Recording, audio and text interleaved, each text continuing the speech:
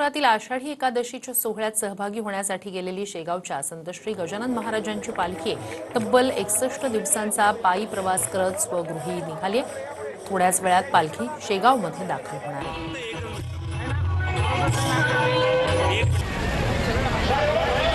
याचा आढावा घेतलाय आमच्या प्रतिनिधींनी।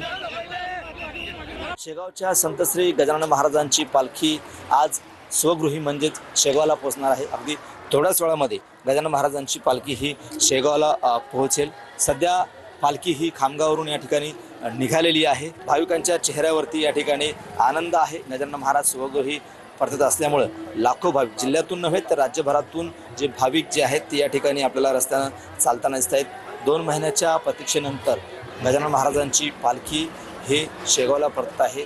तब्बल 18 किलोमीटरचा हा पायी प्रवास आहे। मात्र या 18 किलोमीटरच्या दरम्यान लाखो भाविक पालखीसोबत आपल्याला चालताना दिसत आहेत। लहान असेल, मोठे असेल, महिला असतील, पुरुष असेल, संपूर्ण जे भाविक आहेत जे या पालखीसोबत आपल्याला चालताना दिसत आहेत। अतिशय भक्तिमय वातावरण पालखीसोबत आपल्याला या ठिकाणी दिसते आणि अगदी थोड्याच वेळामध्ये गजानन महाराजांची पालखी शेगावला म्हणजे स्वगृही मंदिरामध्ये पोहोचणार आहे। कॅमेरामन निलेश देशमुखसह गणेश सोळंकी, TV9 मराठी, खामगाव।